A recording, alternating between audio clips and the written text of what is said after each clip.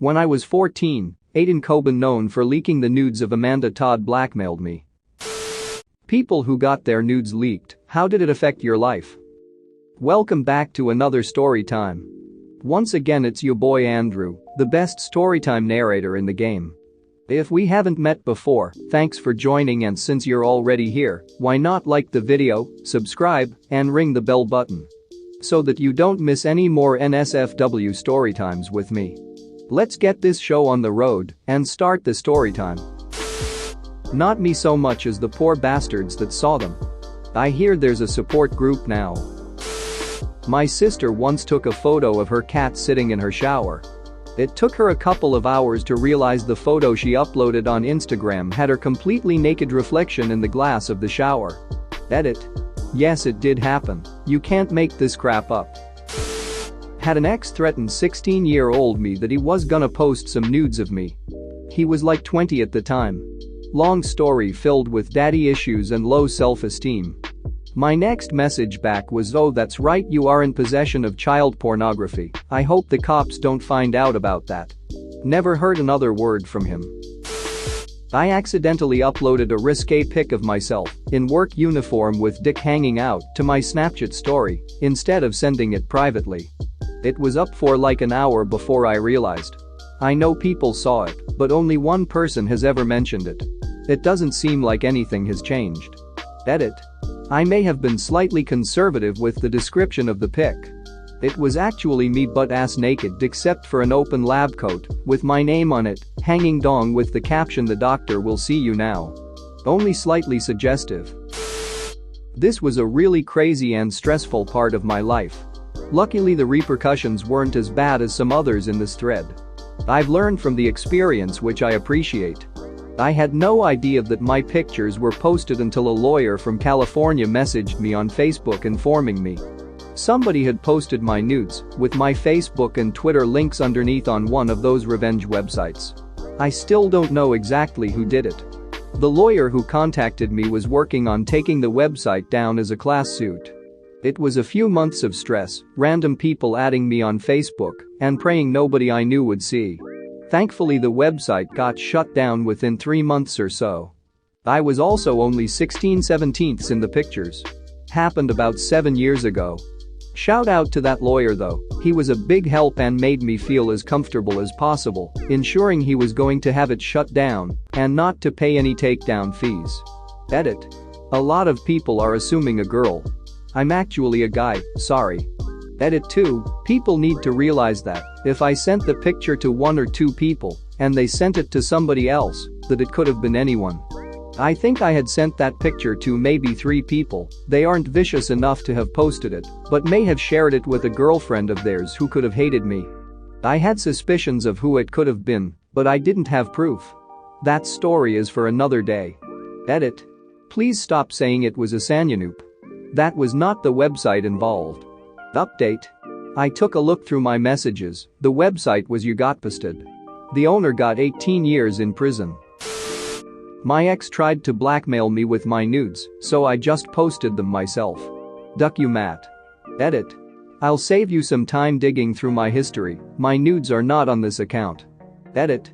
Lots of the same questions. He was blackmailing for sex. I didn't go to the police because honestly I didn't know it was an option when I was younger, and I was given about 30 minutes to decide my fate. Ex-girlfriend sent intimate photos of me to my friends after we broke up.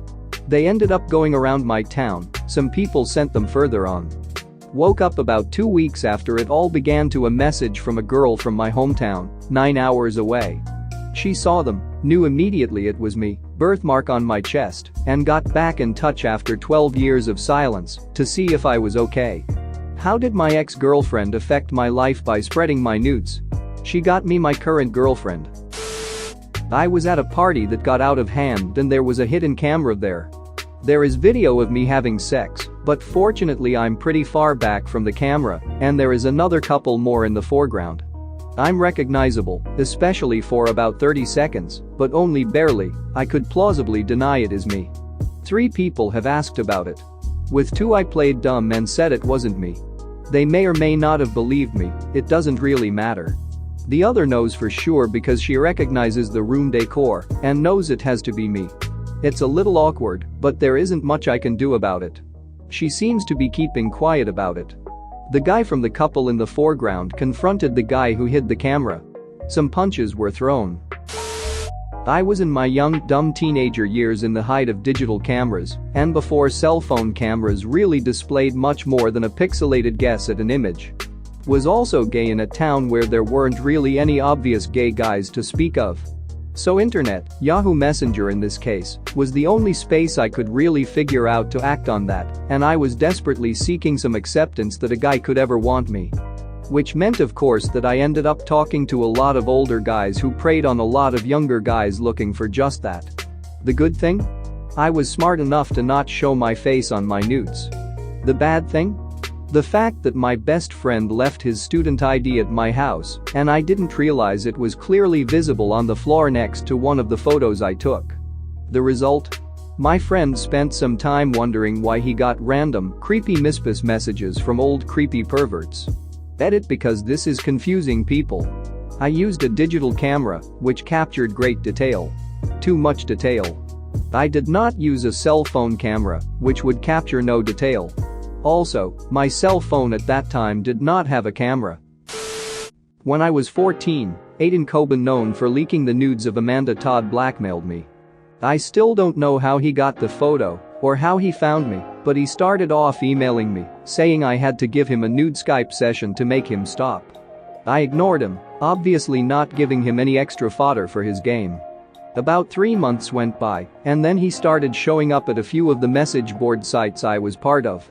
He would make an account and then post somewhere, saying he was a videographer with some really interesting work.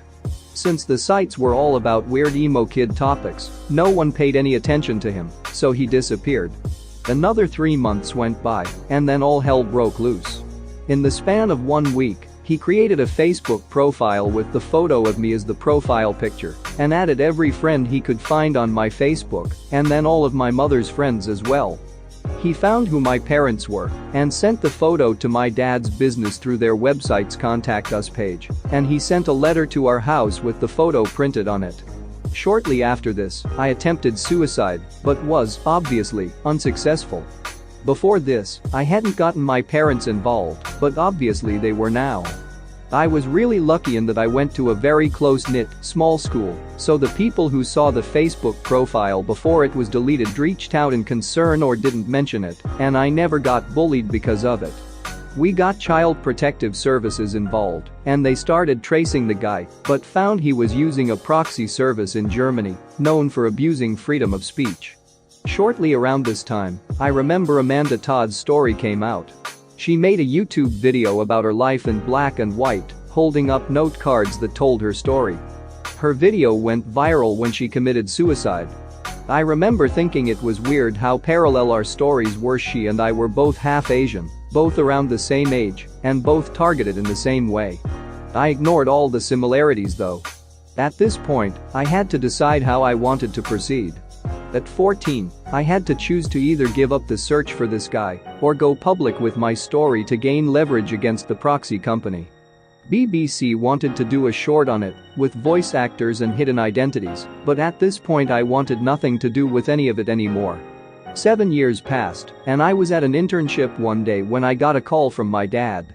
He said Homeland Security had called, and it was legit because he asked for an extension and called the representative back using their online phone number. Pro tip to verify identity.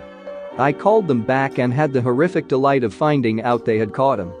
Since he blackmailed me, he had abused nearly 100 other people all over the world, including Amanda Todd. I was given his name and instructed to meet with 2 local HLS reps at a restaurant. One of the weirdest lunch meetings I've ever been to. I learned my blackmailer's name, and I had to decide whether or not to participate in his trial. Since he is Dutch, I decided with some legal counsel to hold off on participation.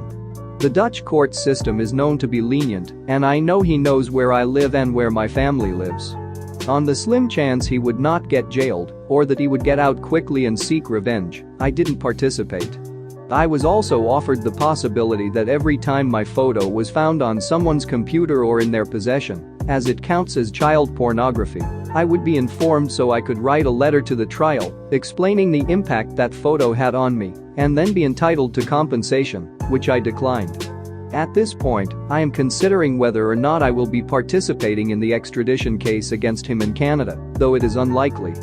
In terms of effect, I have entirely lost trust in the world. I have generalized anxiety and assume that the worst will happen in every situation. Every phone call is someone calling to tell me a loved one died. Every meeting with my boss, I assume I'm about to be fired. I have never had a serious romantic relationship because I am wholly committed to never being emotionally committed to anyone. Like I said earlier, I was damn lucky to be part of a community that didn't bully me at all, or I don't think I'd be here today. I think about Coben once every other day, and even in just a glancing thought my whole life can be momentarily interrupted by the consuming and intrusive memories of the sheer panic I experienced every time he tried to ruin my life. Every day is a new set of challenges, and everything reminds me of him. I couldn't even watch the news when Larry Nassar's trial was happening because I risked bursting into tears in the middle of work. But for all of the hardships I've faced, I'm forever grateful that I'm still here. Like and subscribe for more funny, interesting, and scary r/ask Reddit videos.